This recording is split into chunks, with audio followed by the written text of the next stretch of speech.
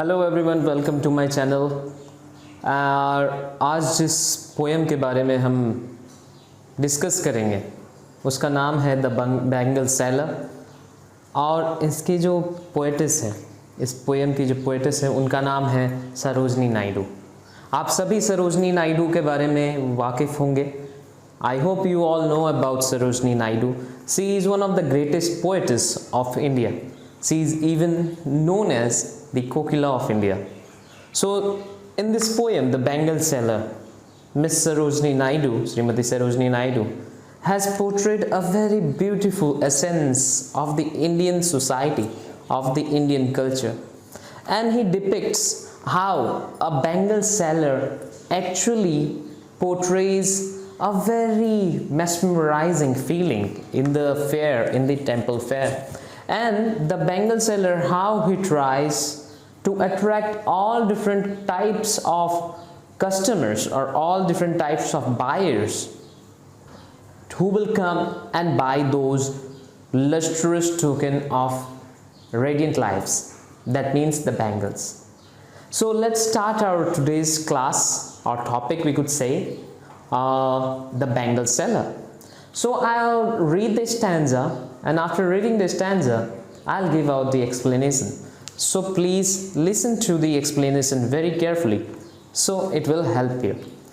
So students, please have your books if possible, or take out the PDF or anywhere else the written material where the poem is, because I am going to give out the explanation one after one. Okay, so let's begin our class. Bangle sellers are we who bear our shining lords to the temple fair. So in the very first beginning two lines, we are introduced to the bangle sellers. So they are telling that we are bangle sellers who bear, means who carry, our shining lords. Shining lords means a very huge amount of bangles they are carrying on their head. Either they are carrying on their bicycle or anywhere else, they are carrying a very heavy load of bangles. So from this line we could conclude that the bangle sellers are very hard working. They are very generous with their job, as we could say, right? And they are going to the temple fair. So where they are going? They are going to the temple fair. Fair means mela. So they are going to the mela. They will have their shops over there in the mela, and all the people of that particular place, they used to go to the mela, and they will come and they will buy these bangles. So in the third line, now we will ask the questions. Actually, the bangle seller is singing a song. In the way of singing a song, he is actually telling it to the buyers to come and to purchase these bangles, right? So now he is singing a song, and he is telling that who will buy these delicate, bright, rainbow tinted circle of lights. Now he is considering these bangles as a bright, rainbow tinted circles of light. And it is actually, whenever we used to see the bangles are especially very much colorful. The bangles are very colorful, as we all used to see in the market. It's a very colorful, shiny, rainbow colored, multicolored bangles made up of glass or plastic or any kind of a different material. So he is asking to the buyers that who will come to me, who will approach me to buy these kind of bright rainbow tinted circles, of delicate bright rainbow tinted circles, which is very much shiny, which is very much delicate. So please come and buy these things, right? And he is also considering it in the fifth and sixth line. These are lustrous tokens of radiance life for happy daughters and happy wives. Now the bangle seller is telling it is lustrous token.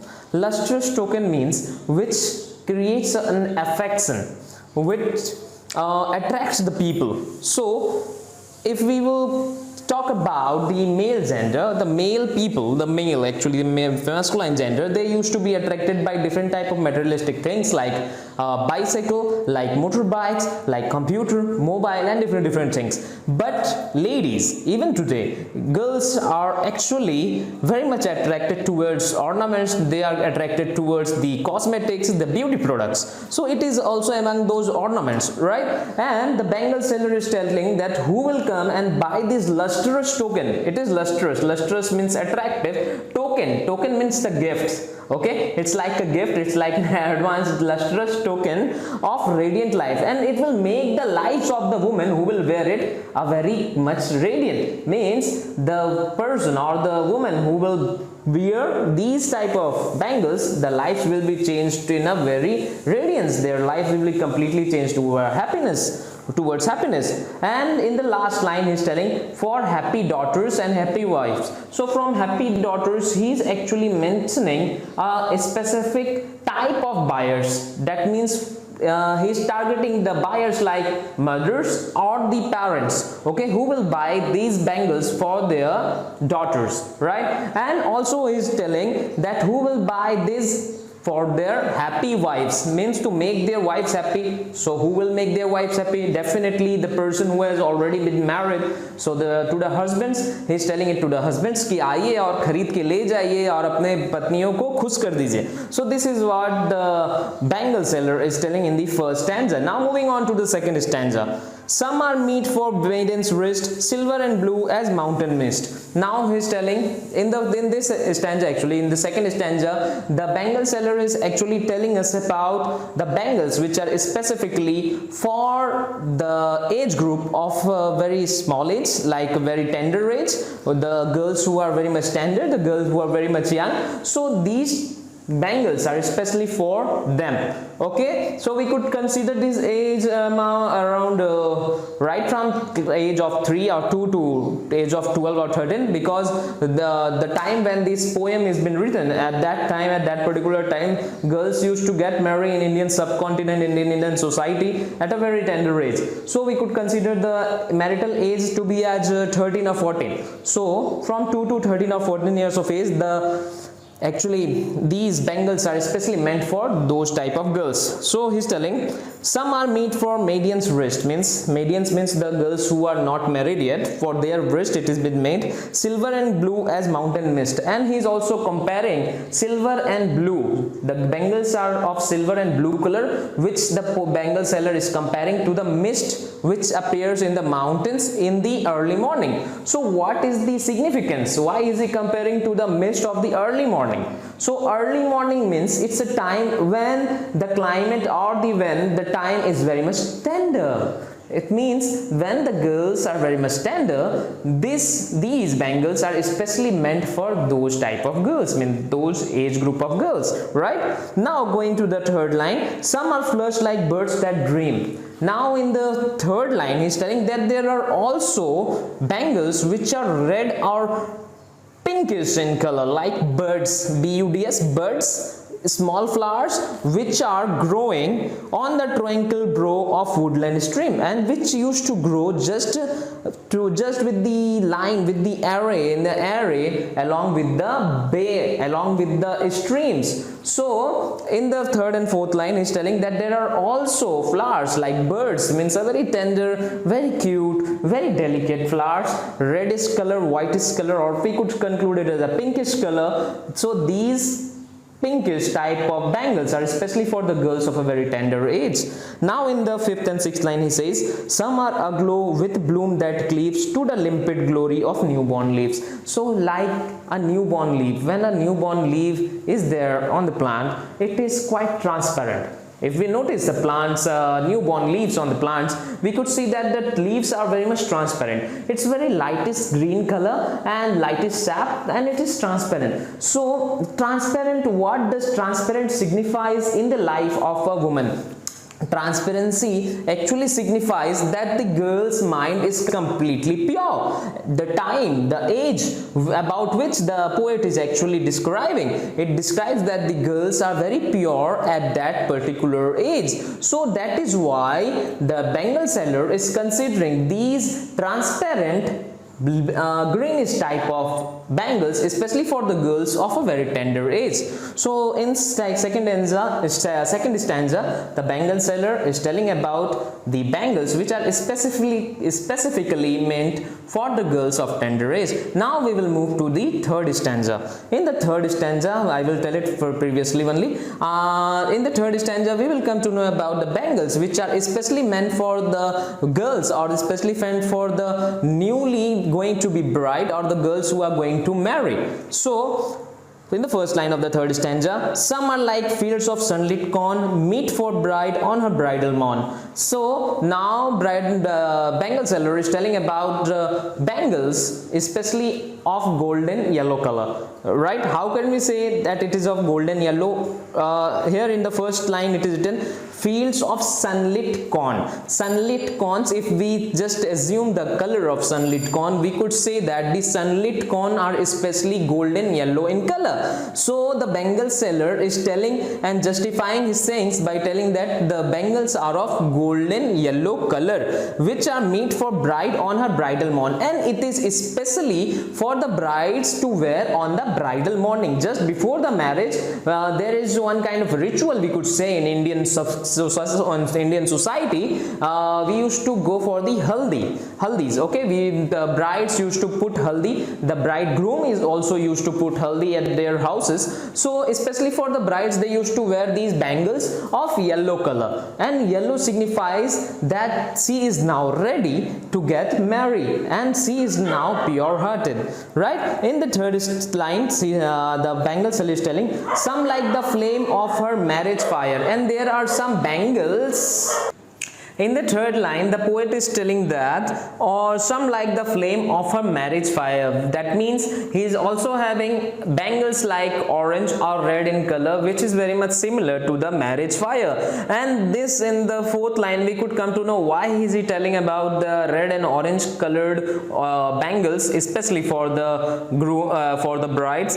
In the fourth line, we could say see that, or rich with the hue of her heart's desire, because orange and red color, as we all know, orange and red color signifies the colors of love and desire. Okay, the girl is always thinking about her desire, what to be coming in her life, in the future, in her life, what is to be going to come. So she is very much desireful that what is going to be, or what kind of a life will be after the marriage. So she is very much, or we could say that she is very much affectionate. The brides are very much affectionate towards their groom. So it just depicts their desire, their heart's desire about their future life, right? So that is why it is very much important, and it is very much symbolic that brides used to wear the red color or orange color bangles during their marriage time, okay, which is very much similar to the marriage fire.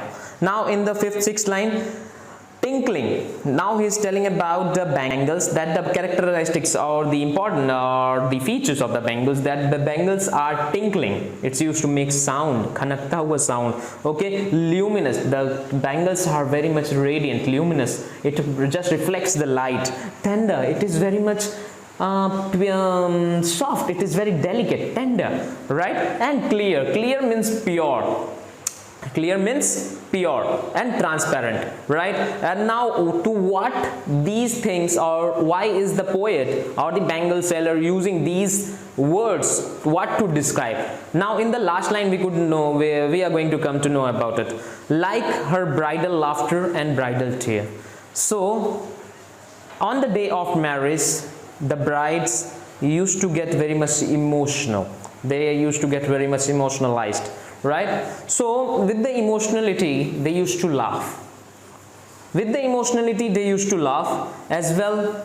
They are very much saddened by the feeling that they are going to leave their paternal home, and now they are going to join their maternal house. So where they spend their whole childhood, now the bride is going to leave that particular place. So that is why the brides used to shed tears, and those tears are actually not false. Those tears are actually very pure. It is very real. Actually, it is directly emotion, because of the emotion which are been attached with the parental home of the bride. So that is why she said tear, because there is a sadness of leaving her paternal home, and she is also happy because she is going to start her new life with her maternal home. So that is why the smile or the laughing or the laughter of the bride is also pure.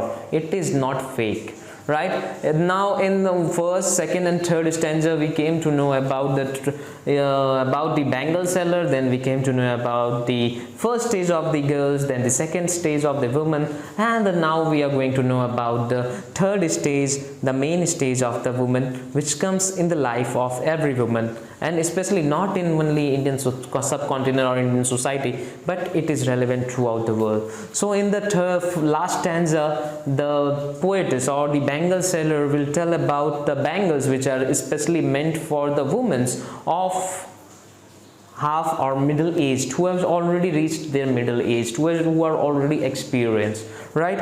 In the last stanza he is telling, some are purple and gold flecked gray. So now we have to notice that now the color has been completely changed from the bright colors. Now it is changed to a tinted color. Tinted means where it is not the primary color. Purple is not primary. As we can know in the first two stanzas, the colors of the bangles are especially from the primary color, right? Blue, green, red and yellow, right? These are primary colors, but now we are coming to know about the secondary color. Now purple is meant with the help of crimson red and Persian blue, or we could say crimson red or cobalt blue. So it's a primary and it's a secondary color, right? Now why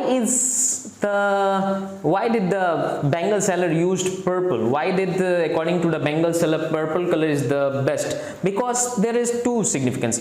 Purple color signifies the royalty or the experience, tajurba of the woman. Secondly, it signifies that now she has already been experienced all the things which is in the primary stage of a life. Now she is in the secondary stage, because she is already a mother, she has already given birth to a special human being. So now she is in the secondary stage. So that is why secondary colors are being used along with the golden, which gives a very radiant type of tinge to the bangles. Now he's telling, some are purple and gold flecked gray. Gray color, purple color, and it is flecked with gold.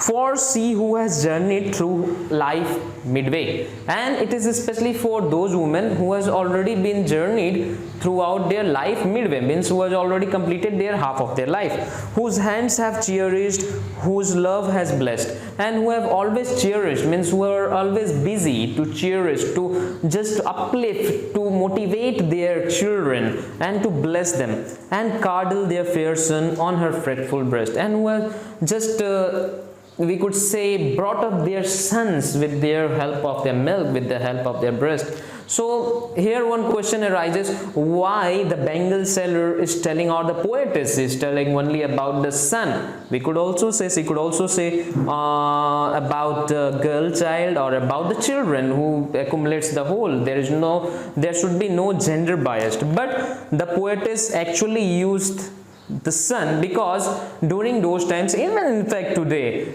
parents mostly they used to have, and they are always in the way of liking, they always used to like this male child, they always want male child. So that is why she pressurized, especially focused, and wants all the readers to focus especially on the son, and this signifies the mentality of the society of those period. Okay, it signifies the mentality of those times, that the parents are especially bothered only about the male child.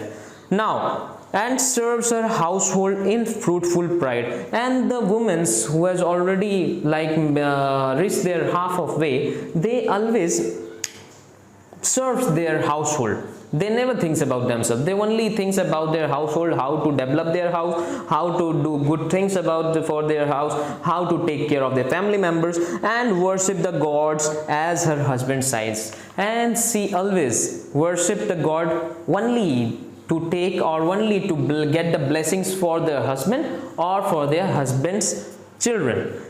The mother never asked about herself. Even today, when we see or look in the society, mothers play a very vital role. They never think about themselves. They never bother about themselves. They only think about others, about their children, about her husband, about her father-in-law, about her mother-in-law. But she never wants anything for herself.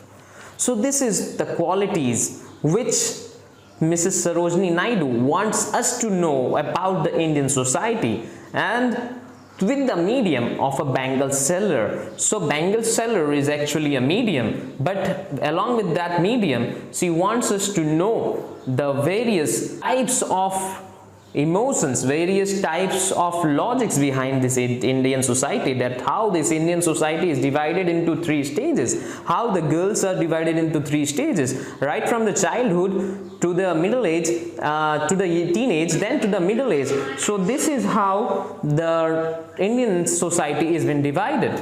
So this was the whole poem. I hope it is useful for you guys. So please share this video. If you like this video, please hit the like button, and please subscribe my channel and share this video, share this channel as much as you can, because if you will help others, then only your knowledge will go higher. So see you all in the next video. Until then, take care of yourself and comment your opinions or any kind of a help required. Please comment it below in the comment section. I will definitely try to solve those questions and try to make a video on those. So bye bye, take care.